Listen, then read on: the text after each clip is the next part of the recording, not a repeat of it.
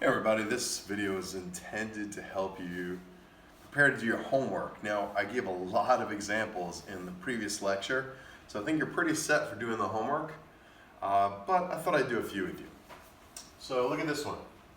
Question 6 says, what is the limit as u approaches -2 of the square roots of u to the 4th plus 3u plus 6? How do you handle a problem like that algebraically? Easy, plug and chug. Take the value u is approaching, stick it into f of u, and out would clearly come 4. Done. But this problem asks you to justify using limit laws. So you want to break it up into all the steps that are really going on.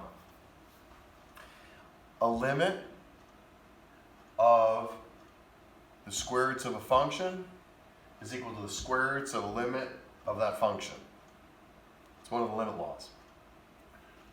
Likewise, the limit of a sum is equal to the sum of limits. Again, the limit of sum is equal to the sum of limits. And then the limit of a constant times a function is equal to, you bring the constant outside the limit, constant times the limit of that function. And if you plug these in, plug in -2 here, you get 16. Plug in -2, you get -6. Plug in -2 into a constant function, well, you just get 6, right? For a constant, it's always like that. So you get the same result, 4. That's the justification by the steps. All right, number 10. What's wrong with this statement? The function x squared plus x minus 6 over x minus 2 equals x plus 3. I mean, it does make sense, doesn't it? What is, if I had to factor x squared plus x minus 6, how would it factor? It actually factors into x plus 3 times x minus 2. X minus 2 is 1, leaving me with x plus 3. X plus 3 equals x plus 3. So it seems on the face of it, these are equivalent functions. But they're not quite, because this is a linear function with a domain of all real numbers. This is a linear function with a domain of all real numbers except for x equals 2, where there's a hole. That's the difference. They have differences in their domain. Domain all real numbers, domain is all real numbers except for x equals 2. However, the limit x approaches 2 of this function is equal to the limit as x approaches 2 of that function. Why? Because limits don't care if there's a hole. Like, that doesn't affect them. You're getting infinitely close to a point, you don't actually have to be at the point. So this still holds true. Fair enough. How about this question, question number 38. It says, if 2x is less than or equal to g of x, which is less than or equal to x to the 4th minus x squared plus 2 for all x greater than or equal to 0, find the limit as x approaches 1 of g of x. Okay, they want me to find a limit at a particular value for this function, and they give me two other functions. This function's greater than this function's less than this function. Where do you think we're going with that? That's right, the squeeze theorem. All right, so you just take the limit as x approaches 1 of the lower function, and you get 2. Take the limit as x approaches 1 of the upper function, and you get 2. Well, if the upper function has a limit of 2 and the lower function has a limit of 2 as x approaches 1, then we know by the squeeze theorem the function in between, g of x, will have a limit of 2. The limit as x approaches 1 of g of x equals 2. All right, in this problem, number 44, it asks for the limit as x approaches -2 of 2 minus the absolute value of x over 2 plus x. Well, first thing you do is algebraically plug and chug. Plug in -2, you get 2 minus the absolute value of -2. That's 2 minus 2, which is 0. And then 2 plus -2 is 0. 0 over 0 is an indeterminate form, which means what? I don't know yet. Better do something else. Now, what work am I probably going to have to do? A left hand and a right hand limit. And it's probably going to require me to think in terms of a piecewise defined function. So I could write this out in pieces. Got to expand it. Maybe you can do that without, maybe you can follow me without doing that. Let's see if you're at that point, okay? The limit as x approaches -2 from the left of this function it's going to be equivalent to x approaching negative 2 from the left of this function. I replace absolute value of x with negative x. Why? Think of the absolute value function. It's a v. Where does the v hit for the absolute value function? At the origin, x equals 0. Where are we approaching? X equals negative 2. So if you think of the pieces of the v, this piece is f of x equals x. This piece is f of x equals negative x. Clearly it's approaching negative 2. We're in that piece, this piece right here, negative x piece. All right, so I can plug in negative x. If I do that, I get 2 plus x. 2 plus x over 2 plus x is 1. The limit as x approaches anything of 1 is going to be 1. Now, I'm going to approach negative 2 from the right-hand side. Well, let's think about this again.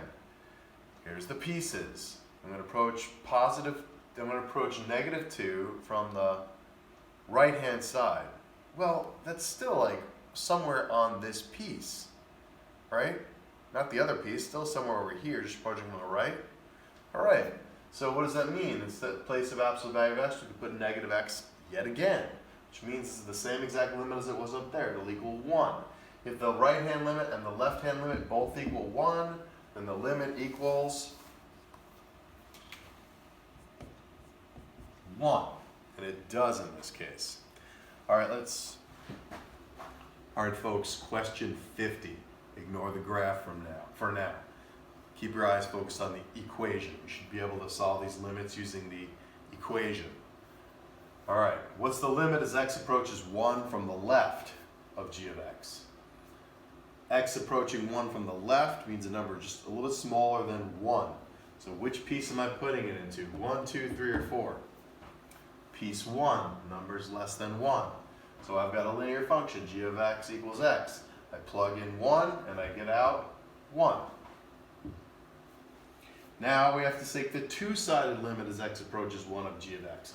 Well, to get the two-sided limit, you got to get the left-hand limit and the right-hand limit. So I put that over here.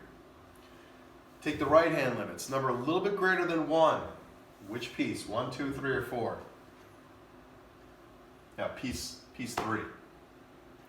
Okay, so I plug 1 into here and I get 2 minus 1, which is 1. Now, if the left-hand limit and the right-hand limit are both 1, the two-sided limit is 1. Very good. G of 1, totally unrelated to the question of the limit. But you need to know what g of 1 is. G of 1 means stick 1 into the g function and see what comes out.